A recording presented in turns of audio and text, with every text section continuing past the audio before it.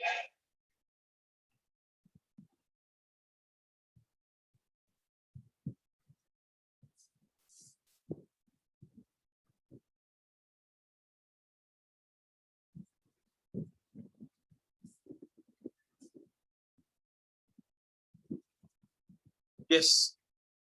students, very good morning and welcome back to the class. Upon Kirchhoff law पढ़ रहे थे। आज अपन इसी किरचॉफ लॉ को आगे बढ़ाएंगे। मेरे पास एक सर्किट है सामने। इस सर्किट को अपन किरचॉफ लॉ के हेल्प से सॉल्व करना है। वही चीज है जैसे पिछली क्लास में किया था, एग्जैक्ट सेम चीज आज भी कर रहे हैं। यहाँ पर बैटरी के पोटेंशियल से लिखते हैं अपन।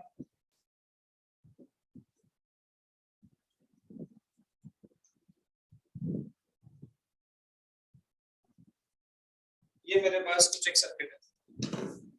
I want to calculate the value of current in each and every branch. Her branch में क्या करंट की वैल्यू है, हम उसको कैलकुलेट करना चाहते हैं। ठीक है, उसको कैलकुलेट करने के लिए हम मान लेंगे कि यहाँ पर I1 करंट है। ठीक है, मान लेंगे यहाँ पर I2 करंट है और यहाँ पर ऐसे I3 करंट है। ठीक है, सबसे पहले my question is how many junctions and how many loops are present in it? कितने जंक्शन है और कितने लूप है? जो कोई भी बता सकता है एंट्रेस कर दो। कितने जंक्शन है और कितने लूप है? तो ये चीज सब जानते हैं, पिछली क्लास में कर चुके हैं।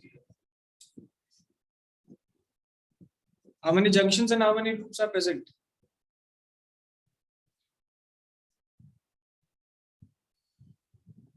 Yes, Vasudev.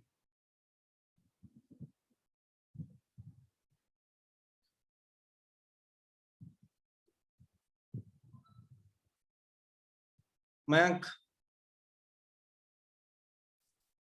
Sir 2 each. 2 each, बिल्कुल सही बात है। यहाँ पर एक जंक्शन दिख रहा है, इधर एक जंक्शन दिख रहा है। This is one loop and this is the other. इस तरीके से मेरे पास लूप्स एंड जंक्शंस मौजूद है। चलिए, बिल्कुल सीधी सिंपल सी बात है। ठीक है, अब देखो ध्यान से, लूप और जंक्शन मेरे को पता चल गए।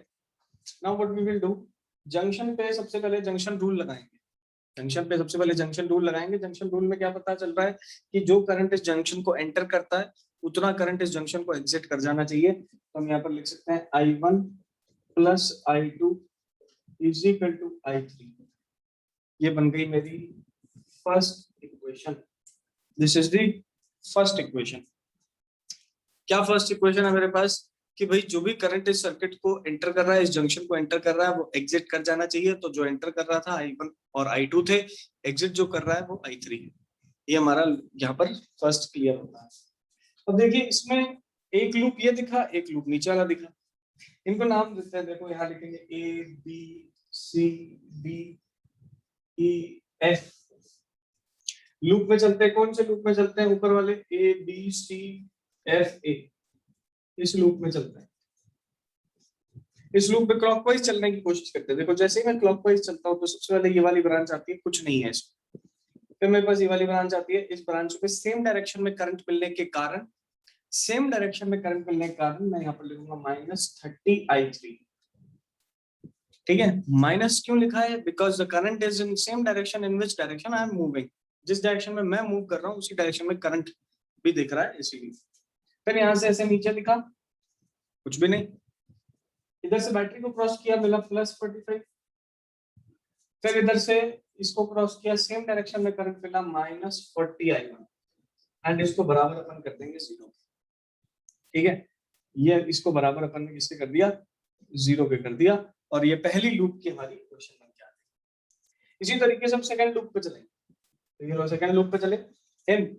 F C D E F, ये पूरा का पूरा लूप अपन ने ले लिया। नीचे वाला F C D E F। इसमें फिर से क्लॉकवाइज चलो। ये देखो, ऐसे गया करंट ऑपोजिट, ऐसे जा रहा हूं तो +40I1। ठीक है, इस बार +40I1 क्योंकि क्लॉकवाइज चला ना। इस लूप में क्लॉकवाइज चला तो करंट ऐसे जाता दिख रहा है, मैं ऐसे जा रहा हूं।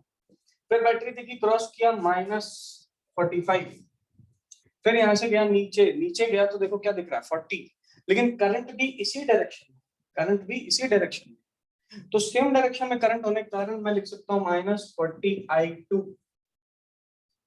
ठीक है, फिर गए इस ब्रांच में, ये किया, इसको क्रॉस क्रॉस किया तो बना +80, और फिर सामने दिख रहा है ये रजिस्टर, रजिस्टर दिख रहा है तो मैं लिखूंगा same direction flowing current -2i2, और इस ब्रांच में कुछ भी नहीं है तो यहाँ से बराबर 0। This is the second equation and this is the third equation.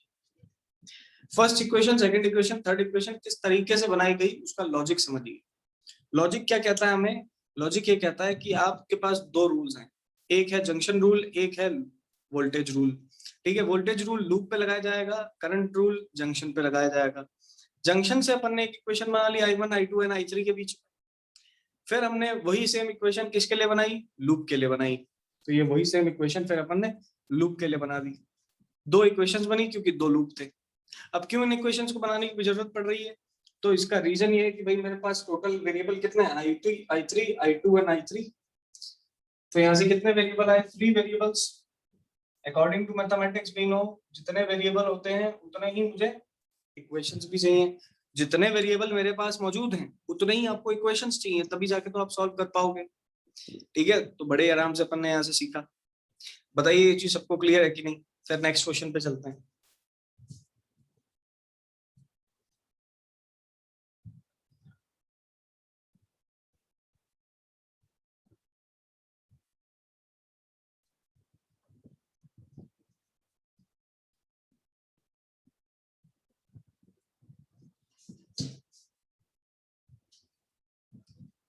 Yes, fast everyone.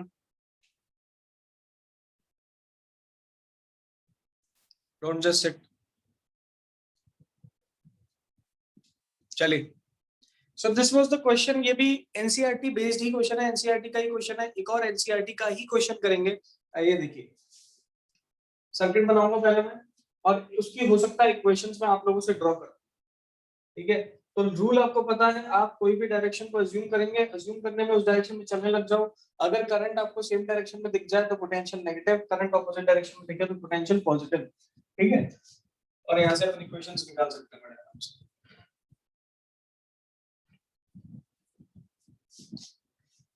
चलिए इधर देखते हैं,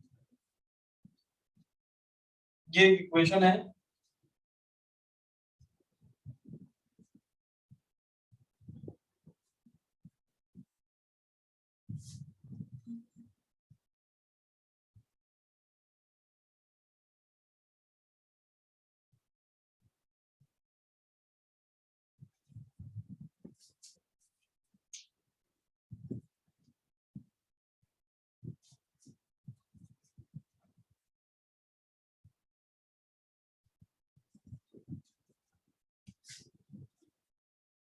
This is 4 ohm, this is 1 ohm, and this is 10 volts. This is 4 ohm. इस तरीके से मेरे पास क्वेश्चन है। करंट की वैल्यू देखो तो यहाँ पर I1 करंट है इस ब्रांच में। ठीक है, इस ब्रांच में I1 है, इस ब्रांच में I2 है। यहाँ पर कितना जाएगा? I1 minus I2। तो इस ब्रांच में I1 माइनस I2 करंट चला गया। यहाँ से ये करंट आया नीचे, ये करंट यहाँ से गया ऊपर। यहाँ मान लिया अपन ने कितना करंट, यहाँ से मान लिया अपन ने I3 करंट आ रहा है, इधर से I3 आया, इधर से I2 आया, नीचे कितना जाएगा? तो इस ब्रांच में I2 प्लस I3। ठीक है, I2 प्लस I3, बिल्कुल सही। और इस ब्रांच में कितना है? तो यहाँ वाला करंट आपको मेंशन कर रखा है I2 plus I3 minus I। ये पूरा का पूरा हमारे पास स्ट्रक्चर प्रोवाइडेड है जो अपन ने निकाला। देखिए इस तरीके से मेरे पास पूरा सर्किट है। सर्किट को समझिए, यहाँ पर जंक्शन लॉ लगाने की जरूरत नहीं है। ये एनसीईआरटी का एग्जांपल है, this is an example of NCERT. And आप लोगों को पता होगा कि एग्जांपल्स ऑफ एनसीईआरटी बोर्ड में डायरेक्ट उठ के आते हैं, वैल्यू तक चेंज नहीं की जाती, एग्जैक्ट उठ के आ जाता है। हर साल 20% पेपर एग्जांपल एनसीईआरटी एग्जांपल से होता है, 20%। ठीक है, 70 नंबर का पेपर है तो 14 नंबर का पेपर आपको ऐसे ही एग्जांपल से उठा हुआ दिख जाएगा। ठीक है, ये चीज ध्यान रखो। अब यहाँ देखो, इस पर्टिकुलर सिस्टम के अंदर, ठीक है, इस पर्टिकुलर सिस्टम के अंदर देखो क्या हो रहा है। ये मेरे पास एक लूप बन रहा है यहाँ पर, फिर एक ट्रायंगल जैसा लूप यहाँ पर बन रहा है, और एक ट्रायंगल जैसा लूप यहाँ बन रहा है। क्लियरली दिख रहा है 3 लूप्स हैं, तो 3 इक्वेशन तो बनेंगी। वेरिएबल देखो कितने हैं, एक I1 करंट यहाँ से, I2 इधर चला गया तो हमने इधर कितना मान लिया, I1 माइनस I2। यही तो किरचॉफ लॉ है, जंक्शन लॉ यही तो कहता है। देखो I1 यहाँ से आ रहा था, I2 ऊपर चला गया, तो इधर कितना चला गया, जितना आ रहा था और जितना चला गया उसको सब्ट्रैक्ट कर दो, जो बचा होगा वो यहाँ से चला जाएगा। तो I1 में से I2 को सब्ट्रैक्ट कर दिया, I1 माइनस I2 इधर से जा रहा है। ठीक है, फिर क्या हुआ, यहाँ से I2 गया, माना यहाँ से I3 आ रहा है, तो दोनों आके इस जंक्शन पे मीट कर रहे हैं ऊपर वाले। जब I2 उधर से आ रहा है, I3 इधर से आ रहा है, तो इधर कितना जाएगा, I2 प्लस I3। ठीक है, फिर ये जंक्शन देखो, यहाँ से इस जंक्शन का आया, यहाँ से I1 इस तरफ चला गया, ऊपर से आके कितना रहा था, I2 प्लस I3, I1 यहाँ से इधर चला गया, तो यहाँ कितना हो गया, I1 सब्ट्रैक्ट कर। तो बेसिकली इन दिस क्वेश्चन हम पहले से ही क्या लगा चुके हैं, जंक्शन रूल लगा चुके हैं। अब दोबारा से जंक्शन रूल लगाने की जरूरी नहीं है। कितने वेरिएबल हैं, I1, I2 एंड I3। तो इन तीन वेरिएबल्स के लिए तीन लूप लॉ लगाएंगे और फटाफट तीन इक्वेशन बना के फिर उसके बाद तो सॉल्यूशन करना है। सॉल्यूशन मैं मानता हूँ सबको आता ही। सबसे पहले नाम दे देते हैं, ठीक है, एनसीईआरटी एग्जांपल है ये, ध्यान से देखो। इसको नाम दे देते हैं A B C D and इस पॉइंट को नाम देते हैं। तो सबसे पहले ए बी सी और ए इस लूप में चलता हूँ, ठीक है। तो इन लूप ए बी सी ए, इस लूप में गया सबसे पहले, कौन से, ए बी सी ए। बहुत ही अच्छा सवाल है, ध्यान से देखो। यहां से क्लॉकवाइज गए, ऐसे गया, ऐसे चला तो करंट भी सेम दिखा, -4I2। ठीक है, करंट सेम डायरेक्शन में दिख रहे हैं, कारण -4I2। फिर यहां से नीचे आया, नीचे आया तो करंट भी ऐसे ही दिखा, करंट भी ऐसे ही दिख रहा है, तो -2I2 प्लस I3। क्यों मैंने I2 प्लस I3 लिखा है, क्योंकि इस ब्रांच में, डीसी ब्रांच में, ये current I2 plus I3 flow करता है। फिर इसके बाद मैं गया इस ब्रांच में, करंट देखो सेम डायरेक्शन में, तो ये तो माइनस, कितना रेजिस्टेंस है, 1, सो 1I1। और फिर देखिए बैटरी, बैटरी को क्या क्रॉस क्या दिखा, +10 = 0। ये बन गई मेरे पास पहली इक्वेशन। कैसे निकाली, लूप में क्लॉकवाइज चलना शुरू कर दिया, हर ब्रांच में देखा, करंट सेम डायरेक्शन में दिखा, पोटेंशियल नेगेटिव ले लिया, करंट ऑपोजिट दिखता तो पोटेंशियल पॉजिटिव ले लेते। बैटरी दिखती है, बैटरी को क्रॉस करो, जो टर्मिनल दिखे वो लिख दो। ये चीज याद रखनी। चलिए सेकंड में चलते हैं। अगर सेकंड का आंसर आप लोग बता सकते हैं तो हैंड रेज करके बता दो। अब तो बहुत सारे क्वेश्चन करवा दिए फटाफट। कौन बता सकता है, A C D A in loop, A C D A, क्या इक्वेशन बनेगी?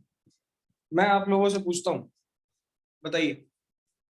क्लॉकवाइज चलो चाहे एंटी क्लॉकवाइज चलो, ऐसे चल लो, क्लॉकवाइज ऐसे गए, फिर ऐसे आए, फिर ऐसे गए,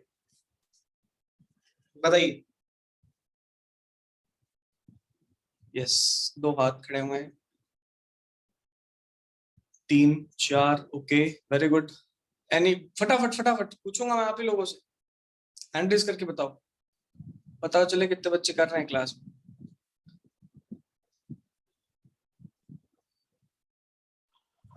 good morning sir. Good morning sir, +I1 plus I1, okay, sir +I2 plus I2 कहां से आएगा बेटा? Sorry I1 +I1 plus I1 then sir +2I1 plus 2I1। Yes तो यहाँ करंट ये है, इस ब्रांच में करंट की वैल्यू ये है और सेम डायरेक्शन में करंट है, ऐसे चले, नहीं गलत बता रहा हूँ, गलत बता रहा हूँ, गलत बता रहा हूँ। Any other?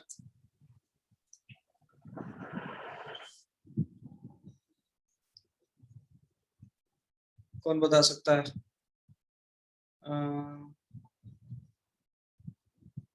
पुलकित ने हैंड रेज किया था, गायब कर गया वापस। हाँ भाई, सुयश, सुयश तू बता। Good morning, sir. Good morning.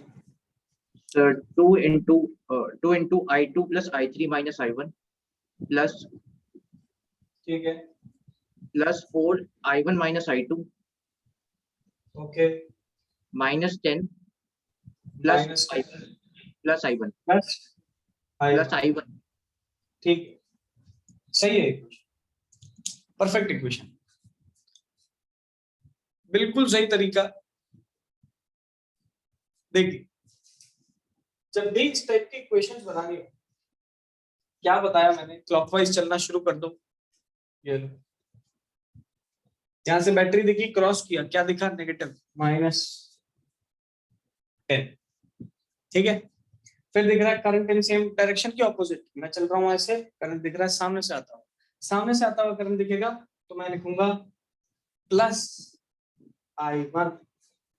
फिर यहां से नीचे गया, नीचे गया तो क्या दिखा, 2 ओम रेजिस्टेंस, करंट भी सेम डायरेक्शन में, तो -2I2 + I3 - I1। फिर यहां से इस तरफ गया, इस तरफ गया प्लस में, 4I1 - I2 = 0। ये बन गई यहां से इक्वेशन, ठीक है। सिंपल सीधी सी बात है, आप लूप लगाने के लिए एक लूप सेलेक्ट करो, उसमें डायरेक्शन ज्यूम करो और जो रूल बताया उसके तहत इक्वेशन बना दो। बच्चों वाला सवाल है भाई, चेक ही तो करना है डायरेक्शन क्या है करंट की, सेम डायरेक्शन है तो नेगेटिव ले लो, ऑपोजिट डायरेक्शन है तो पॉजिटिव ले लो। चलिए नेक्स्ट, इन लूप BEDB बताइए, ये फाइनल लूप जो बन रहा है, इस लूप पे क्या इक्वेशन बनेगी? लास्ट चांस सभी को, देखते हैं कौन आंसर देता है।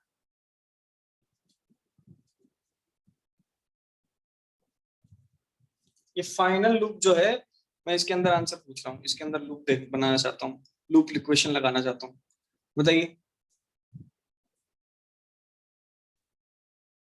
क्या रहेगा यहाँ पर आंसर?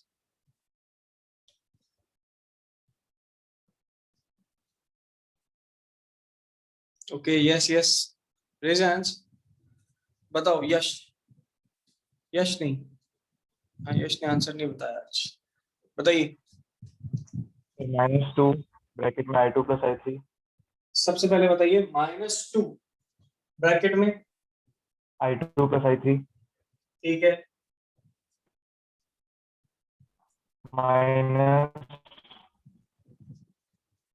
-2 ब्रैकेट में I2 + I3 - I1 ओके आगे, +5 +5 is equal to = 0। 0। Perfect, perfect, anti clockwise चल गए, एंटी क्लॉकवाइज चल गए, बिल्कुल सही है, परफेक्ट आंसर। देखिए क्या होगा, इस क्वेश्चन के अंदर क्या किया, इस लास्ट फाइनल लूप के अंदर हम एंटी क्लॉकवाइज चल रही है, तो यहां से आए, ऐसे जाएंगे, फिर ऐसे जाएंगे, यही तो एंटी क्लॉकवाइज होता है स्ट्रक्चर, ठीक है, इस तरीके से एंटी क्लॉकवाइज।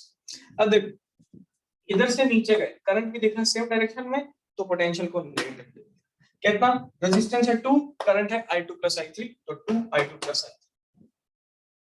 फिर आ गए नीचे, नीचे वाले ब्रांच में देखना क्या लिखा, I2 + I3 - I1, रेजिस्टेंस कितना 2, करंट सेम डायरेक्शन माइनस, और फिर घूम के जब इधर गए तो बैटरी को किया क्रॉस, बैटरी को किया क्रॉस तो पॉजिटिव टर्मिनल दिखा, +5 = 0।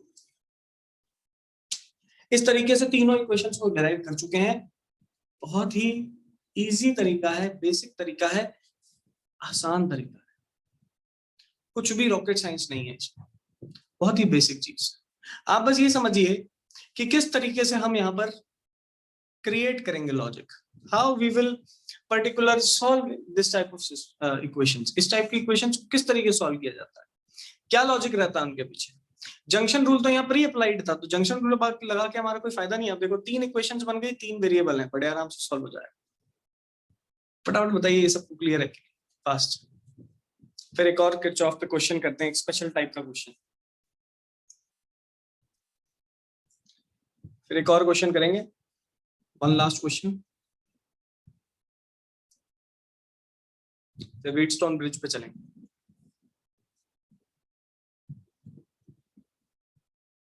Yes everyone,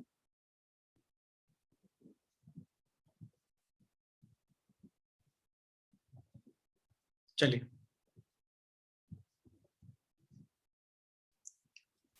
So this was the way to calculate the value of current in each and every loop, each and every branch. कैसे निकालते हैं, आपको जो दो रूल बता रखे हैं उसको याद करिए. नेक्स्ट है हमारे पास, नेक्स्ट है इसी के अंदर इसका एप्लीकेशन भी आता है. इसके एप्लीकेशन से we can calculate the value of current in some situations, the value of equivalent resistance also in some situations. जैसे यहाँ पर हम करंट निकाल पा रहे हैं, किरचॉफ लॉ को कभी कभार यूज करके हम इक्विवेलेंट रेजिस्टेंस निकाल पाते हैं. कुछ सर्किट्स का, कुछ स्पेशल सर्किट्स का, आइए उनके बारे में बात करते हैं.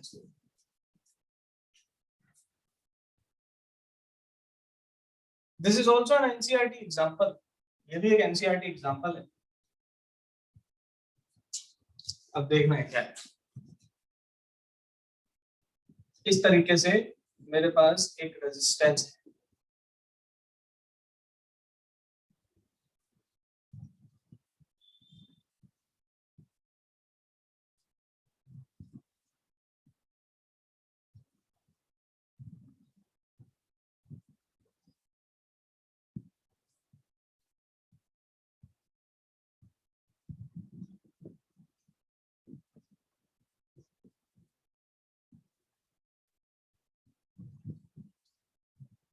This is the example. This is the combination of resistors in the form of cube.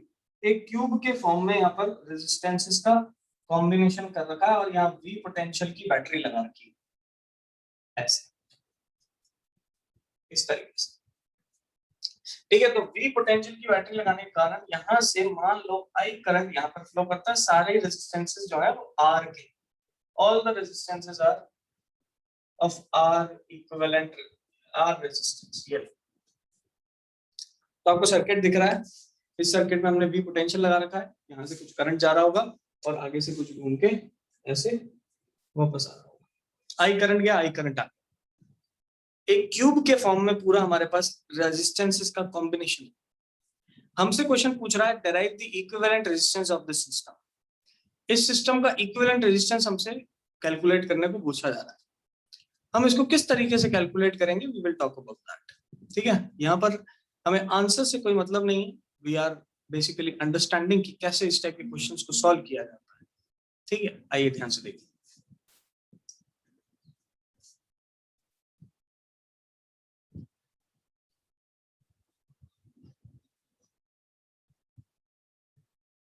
यहाँ पर हम यूज करेंगे किरचॉफ.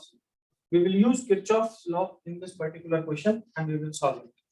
देखिए, let us suppose that this is I current which is coming to this junction.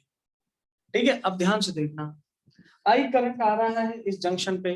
यहाँ पर symmetrical resistance, यहाँ पे symmetrical resistance, यहाँ पे सिमेट्रिकल रेजिस्टेंस. इसका मतलब जो भी करंट आएगा वो तीन रास्तों में इक्वली बढ़ जाएगा, क्योंकि यहाँ पर भी जितना रेजिस्टेंस है इतना यहाँ पर है, इतना यहाँ पर. तो मान लो कि इसमें बढ़ गया I/3, इसमें भी बढ़ गया I/3 और इसमें भी आ गया I/3.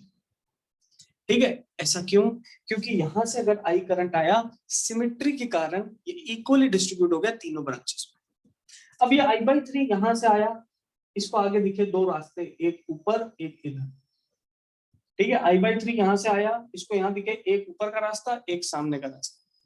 ऊपर का रास्ता और सामने के रास्ते में इक्वल रेजिस्टेंसेस होने के कारण फिर से यहाँ पर करंट इक्वली डिस्ट्रीब्यूट हो जाएगा. यहाँ लिखूंगा I/6, यहाँ पे भी लिखूंगा I/6.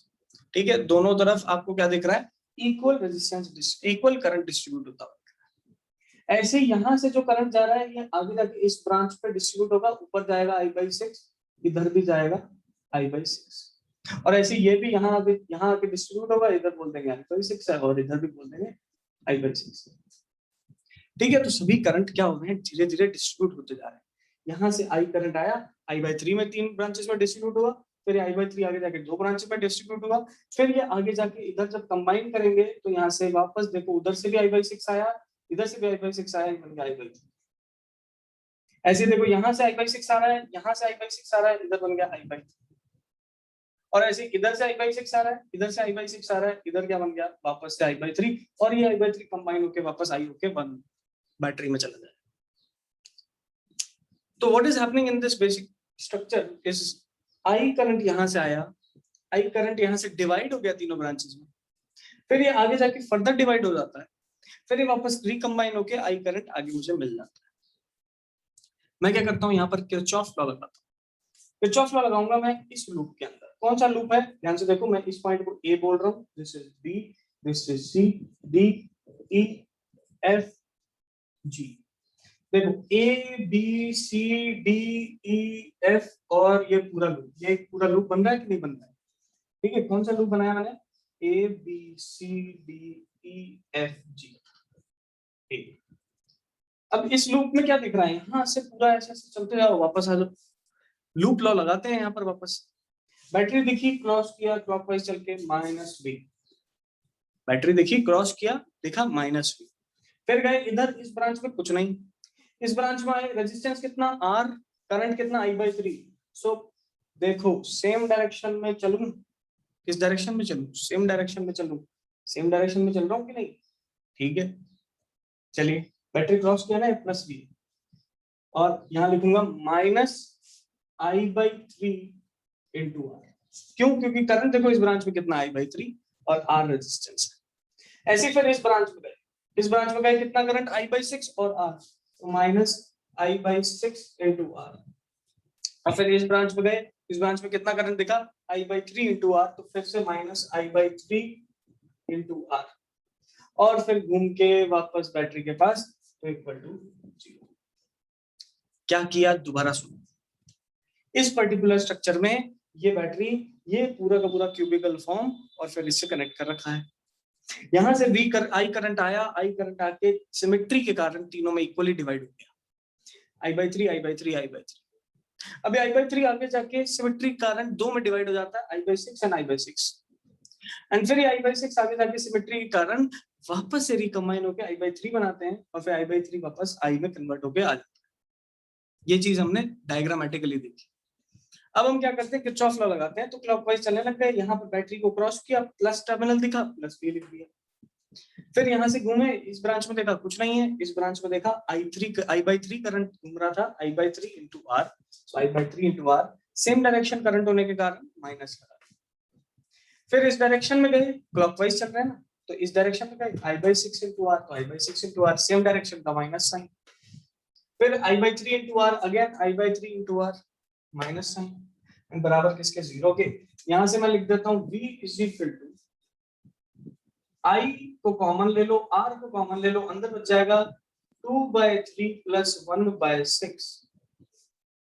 ठीक है, सॉल्व करेंगे, दिस बिकम्स 5/6 IR। यस और नो? यहां से I को मैं नीचे ले जाता हूं, तो ये बनेगा V/I is equal to 5/6 R। V/I क्या होता है, R। V/I क्या होता है, रेजिस्टेंस ही तो होता है। तो यहां से हमको क्या मिला, R equivalent is equal to 5/6। Now we have used the Kirchhoff law as the method to calculate equivalent resistance. Kirchhoff law को यहाँ पर मैंने यूज किया है ताकि मैं equivalent resistance को कैलकुलेट करूं। V/I क्या होता है, ओम्स लॉ के तहत V is equal to IR, so V/I is equal to R। लेकिन यहाँ पर R किसके बराबर है, 5/6 R के बराबर, तो R इक्विवेलेंट कितना आ गया, 5/6 R के बराबर आ गया। फटाफट बताइए किसी को कोई भी डाउट अभी तक जो कुछ भी पढ़ा उसके अंदर, fast. Those students who are having any doubts, जिनको भी डाउट्स है हैंड रेज करके बताइए फटाफट।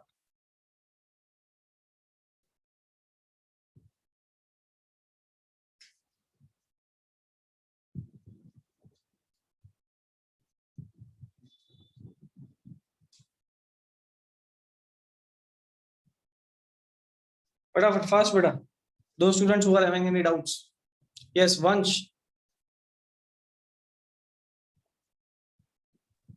सर ये माइनस भी नहीं होगा क्या सर इधर? जोर से बोलो बेटा, आपकी आवाज क्लियर नहीं है। सर ये सेम डायरेक्शन में जा रही है ना सर, हाँ, तो सर माइनस नहीं होगा सर v? V क्यों माइनस होगा, V के लिए करंट देखते हैं क्या हम, V के लिए करंट देखते हैं क्या, V क्या है, पोटेंशियल, एंड और पोटेंशियल के लिए हम बैटरी का टर्मिनल देखते हैं। टर्मिनल कौन सा आ रहा है, पॉजिटिव आ रहा है, plus V। Okay sir, okay. चलिए।